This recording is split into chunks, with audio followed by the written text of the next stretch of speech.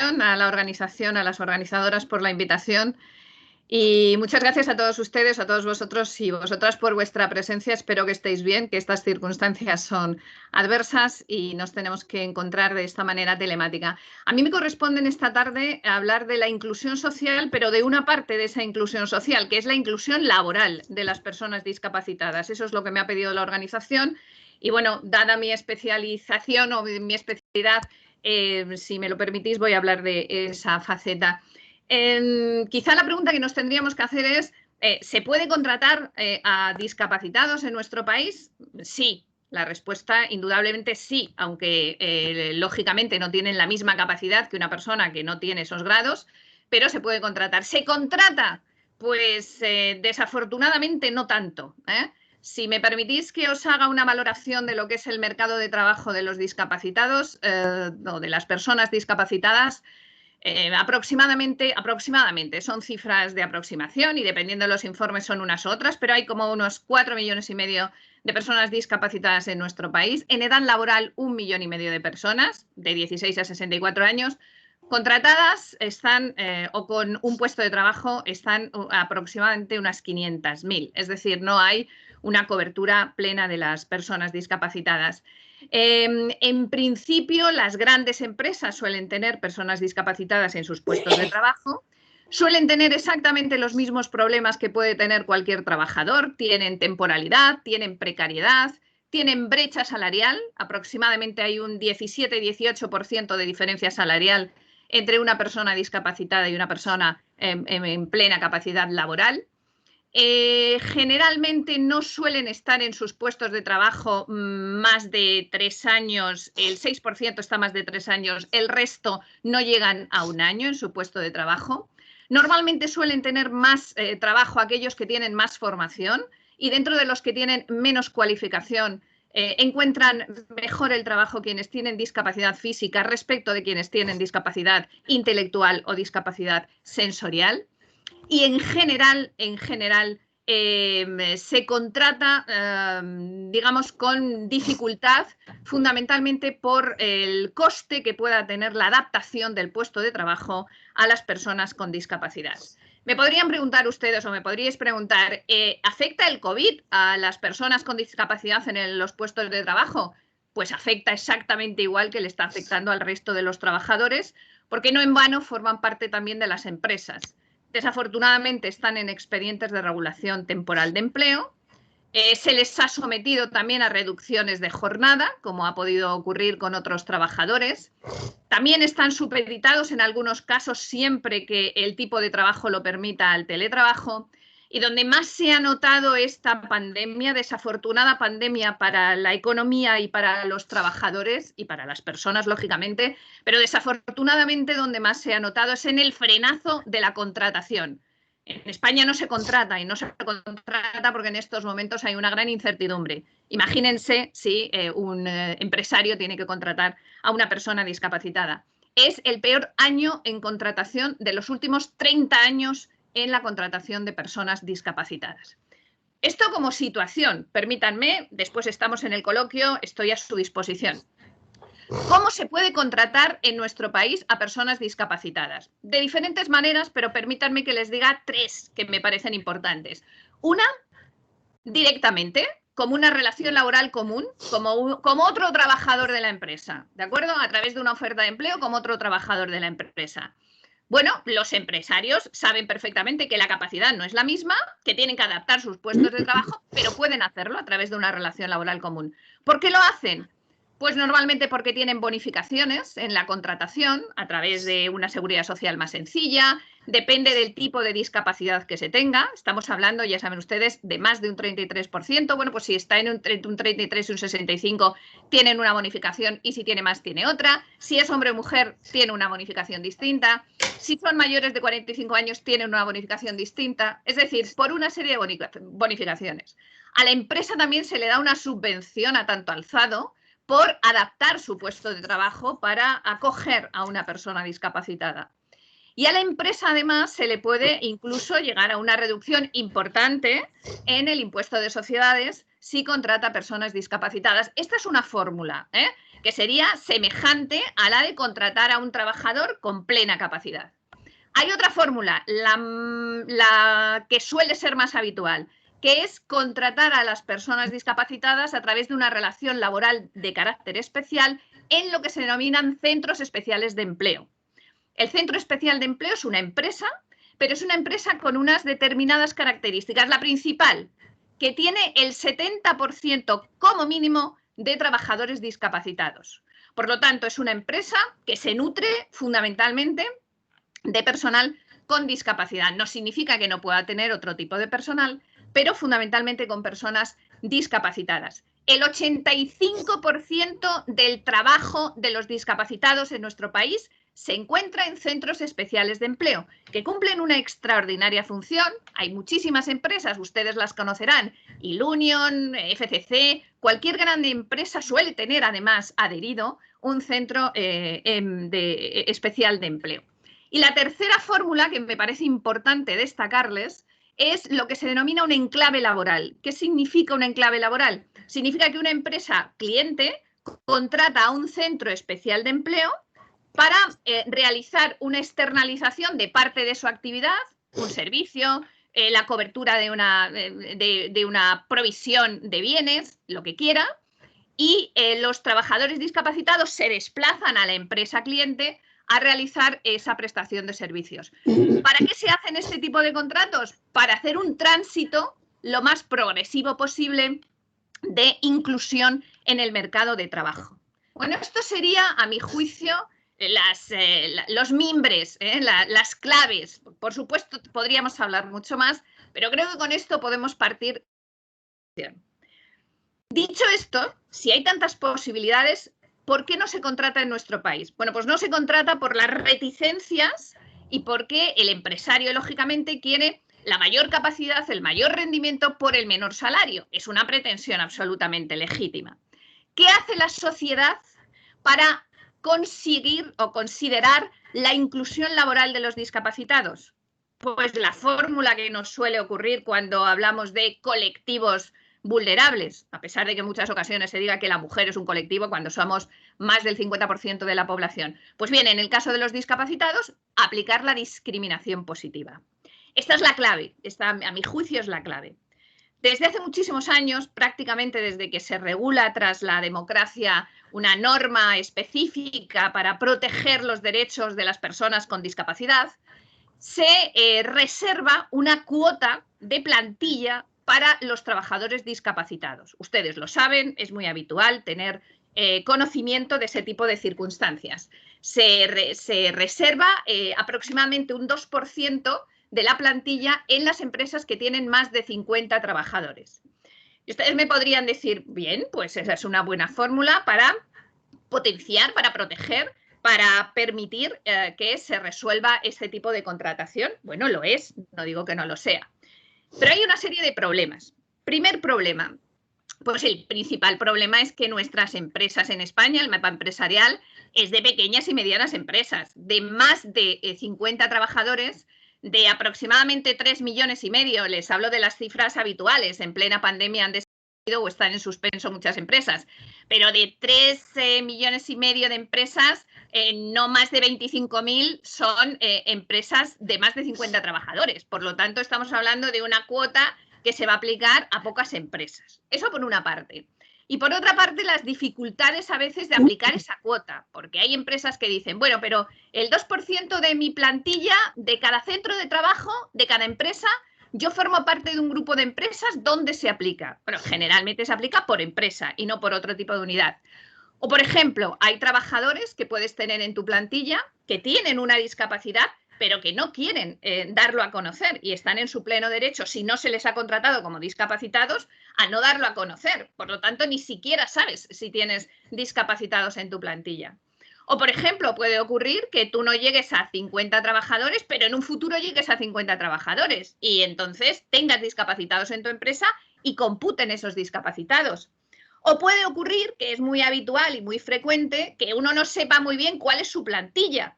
Porque imagínense que en una empresa yo tengo 40 trabajadores, pero de repente, por circunstancias de la producción, contrato otros 40 con carácter temporal. ya tengo 80, entonces tengo que contratar al 2% de esa plantilla cuando son 40 trabajadores a los que voy a contratar por 15 o 20 días. Es decir, que a veces no es tan sencillo la aplicación de ese 2% y a veces los principales problemas vienen de la interpretación.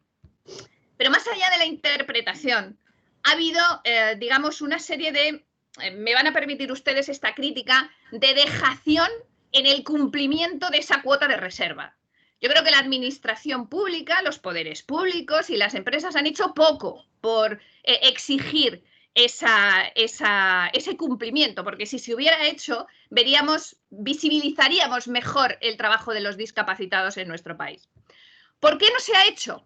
Bueno, pues porque hay muchas excepciones. Yo puedo exceptuar mi obligación como empresario de contratar discapacitados si establezco unas normas en el puesto de trabajo que prácticamente no lo cumpla ningún candidato. Entonces lo pongo tan difícil que va a ser que va a ser complicado que haya un candidato que pueda acudir al puesto de trabajo. Por lo tanto, yo tengo, incluso yo que soy el obligado, tengo la posibilidad de no cumplir con esa obligación.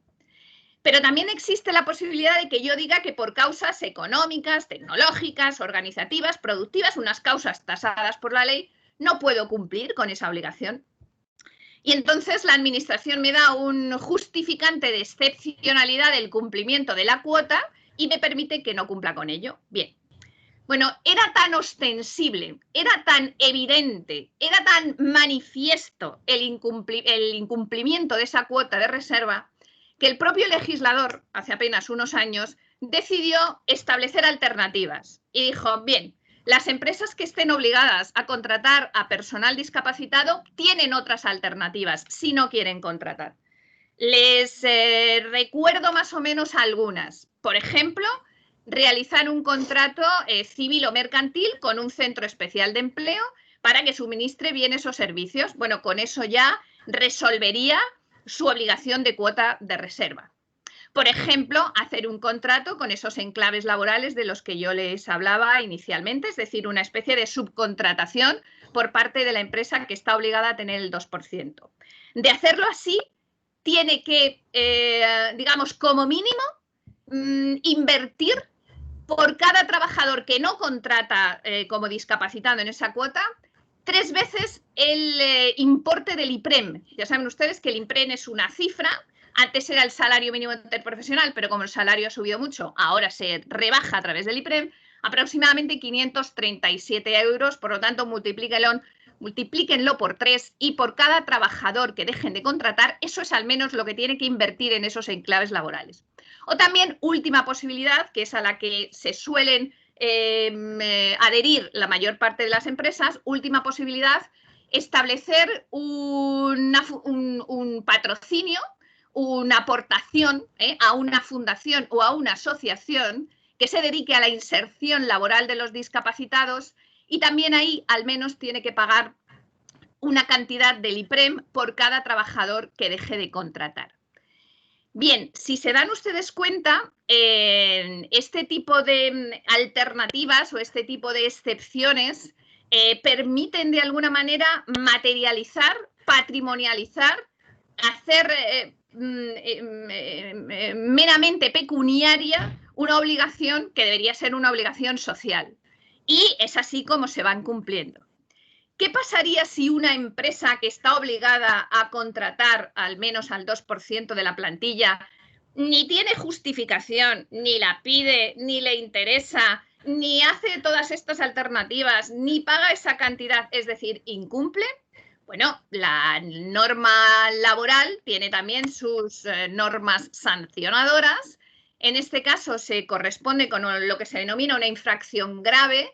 Y una infracción grave laboral, su sanción puede llegar, tiene diferentes estratos de tipificación, pero puede llegar hasta 200.000 euros por cada infracción que cumpla o que incumpla la empresa. Bueno, digamos que esto sería la consideración más laboral.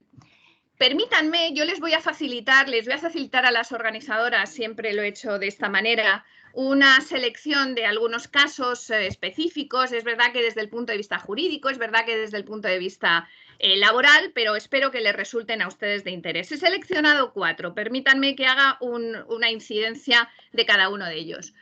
Una sentencia del Tribunal de Justicia de la Unión Europea del año 2019, muy reciente, en donde se plantea el problema de qué ocurre en una empresa cuando tiene trabajadores que por prevención de riesgos son especialmente vulnerables. Es decir, personas a las que por prevención de riesgos hay que proteger especialmente. Hasta tal punto que en algunos casos se pide que la protección sea una hiperprotección, como si se tratara de discapacitados. En el caso concreto, y déjenme que se lo diga porque me parece anecdótico, pero se suele dar con mucha facilidad, se trata de una trabajadora que tiene una epicondilitis, es decir, un codo de tenista, y se va agravando como consecuencia del trabajo que va realizando, y los médicos le dicen que es apta con limitaciones. Por lo tanto, no es discapacitada, es apta. Pero, bueno, se complica en el puesto de trabajo y llega un determinado momento en donde rinde tan poco que despiden a la trabajadora. Y el Tribunal de Justicia, en una cuestión española, llega a la conclusión de que efectivamente, si esa situación de prevención de riesgos se ha convertido en un obstáculo para la trabajadora, tiene que tener la misma protección que el discapacitado. ¿Cuál es la principal protección? Que hay que adaptar el puesto de trabajo a su situación. No ella al puesto de trabajo, sino el puesto de trabajo a su situación. Bueno, una sentencia que abrió un debate importante en la disciplina. Segunda sentencia del Tribunal Supremo, las 3 que les voy a citar a continuación, relativamente reciente. Esta es del año 2018 y en esta se plantea una cosa que me gustaría que tuvieran ustedes claro, y es que normalmente las personas discapacitadas suelen tener derecho a una pensión de seguridad social, y pueden tener un derecho a una pensión de incapacidad permanente total, que significa que no pueden trabajar en su trabajo habitual, a una incapacidad permanente absoluta, que significa que no pueden trabajar en ningún trabajo, y a una gran invalidez, que significa que necesitan una tercera persona para sobrevivir. Claro, ustedes me dirán, bueno, pues si tienen una pensión porque tienen una discapacidad, ¿por qué estamos hablando de estas personas para trabajar? Bueno, pues porque la ley en su momento dijo que el hecho de que tuvieran una pensión de seguridad social les permitía a todos los efectos ser considerados como discapacitados o ser consideradas como personas discapacitadas en la inserción laboral. Por lo tanto, mientras tuvieran un 33, un 45, un 66, un 70% y pudieran adaptarse al puesto de trabajo, aunque tuvieran esa pensión, se le podía compatibilizar. Bueno, el Tribunal Supremo, en un debate estrictamente jurídico, y por eso no lo voy a reproducir, pero se lo he seleccionado para que lo tengan ustedes en la documentación, lo que dice es que el hecho de que se reconozca una pensión no significa que tenga el mismo efecto de discapacitado en el ámbito laboral. Yo puedo tener, o una persona puede tener, una pensión de incapacidad permanente y, sin embargo, no tener la consideración de discapacitado a efectos laborales. ¿Por qué? Pues porque se considera que son 2 ámbitos, 2 mundos, 2 situaciones absolutamente distintas que han sido ponderadas de forma diferente. Bueno, otra sentencia que también ha abierto un canal importante en nuestra interpretación. Bueno, la tercera me ha parecido importante, esta ya quizá es más desde un punto de vista laboral, pero van a ver ustedes la incidencia, y es: si una persona discapacitada está trabajando para un centro especial de empleo, está trabajando en un núcleo de discapacitados, se le aplica el convenio colectivo que se tiene para las personas de discapacidad, ¿de acuerdo? Pero cuando se les saca de ese entorno y van a una subcontrata, que normalmente suele ser limpieza u otro tipo de servicios, lo normal en el tráfico laboral es que se les aplique el convenio colectivo de la actividad que realizan, por ejemplo, la limpieza. Bueno, en una sentencia del año 2017, el Tribunal Supremo, rompiendo con todas las circunstancias habitual en la negociación colectiva, dice lo siguiente, dice, sí, se le va a aplicar el convenio colectivo de lo que hacen, en este caso la limpieza, porque ahí hay cláusulas favorables como es la subrogación. Es decir, que si una empresa cambia y se van sucediendo distintas empresas en la limpieza, pues se tienen que quedar con todos los trabajadores de la limpieza, pero también con los trabajadores discapacitados. pero a otros efectos se le va a aplicar su propio convenio, que siempre suele ser más favorable, porque adapta sus circunstancias laborales al propio puesto de trabajo. Tercera sentencia, que me parecía interesante, porque en cuanto a la contratación y a las condiciones laborales, asume unas circunstancias que no se dan en el trabajo ordinario. Y la última es de hace apenas 2 meses. Es una sentencia del año 2020 que me ha parecido interesante por lo siguiente. Cuando una persona discapacitada está en un puesto de trabajo, sea ordinario, sea con una relación laboral, sea a través del enclave laboral del que yo les hablaba, normalmente tiende a considerarse que si le despiden, se está cometiendo un acto de discriminación, porque se le discrimina por su discapacidad.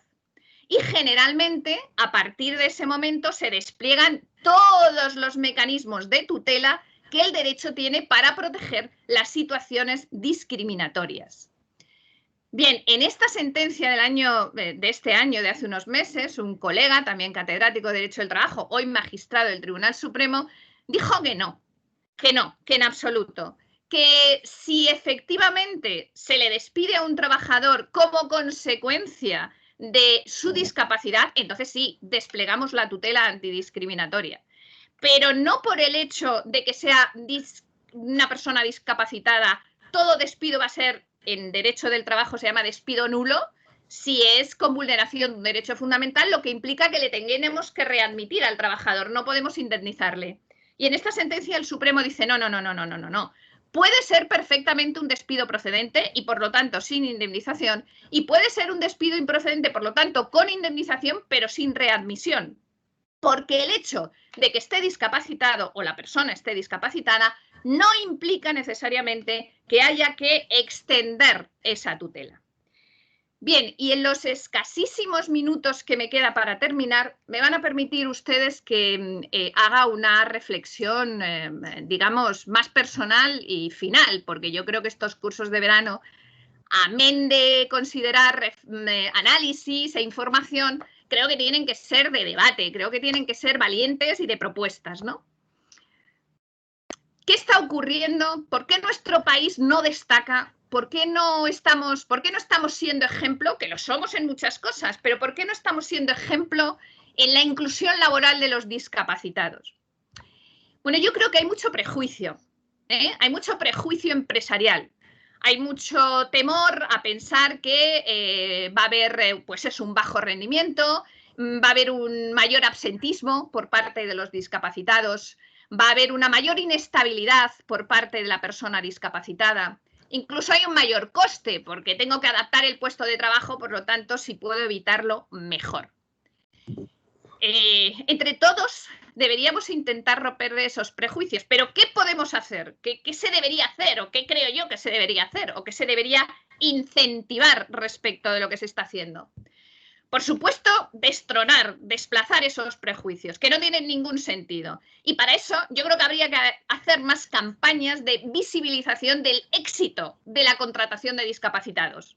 Porque la mayor parte de las empresas, que no son centros especiales de empleo, sino empresas absolutamente tradicionales, ordinarias, pues te comentan el beneficio que tiene la contratación de personas discapacitadas. Sin embargo, eso no se visibiliza. Se visibilizan las cifras que les he dado al inicio de escasez de inserción laboral. Creo que eso sería importantísimo. Creo que también habría que hacer una apuesta por el emprendimiento, por el trabajo autónomo en los trabajadores discapacitados, que en estos momentos se encuentra aproximadamente en un 5% del empleo de los trabajadores discapacitados es empleo autónomo. Y yo creo que esas cifras, de la misma manera que están creciendo en el trabajo ordinario, podrían perfectamente. El trabajador discapacitado puede ser un autónomo con o sin trabajadores, pero puede perfectamente emprender porque conoce perfectamente qué es lo que pueden necesitar aquellas personas con o sin plena capacidad. Creo que también habría que insistir, se lo he recogido también en el anexo porque junto con las 4 sentencias les doy 4 aportaciones legislativas que me parecen básicas y con eso yo creo que tendrían más o menos un esquema de lo que es la inserción laboral. Creo que hay que insistir en algo que ha hecho la Ley de Contratos del Sector Público, la ley reciente de hace apenas 3 años, en cuyo artículo 71 dice lo siguiente: no se admitirá al concurso ningún pliego de condiciones de una empresa que licite si no ha cumplido el 2% de cuota de reserva de discapacitados. Lo siento, pero no te admito en el contrato público. Por lo tanto, esa es una forma indirecta de incentivar que las empresas que quieran contratar con la administración tengan que tener esa cuota de reserva.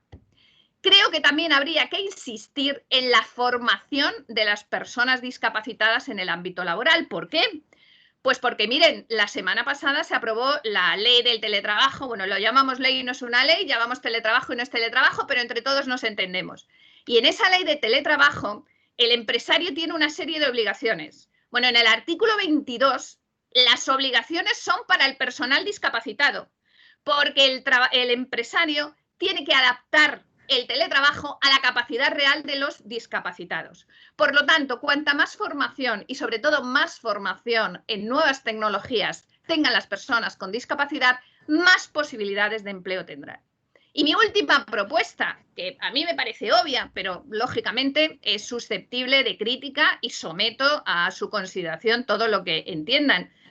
Bueno, yo creo que el 2% en empresas de más de 50 trabajadores, dada la coyuntura que les he expuesto, pues es una obligación relativa.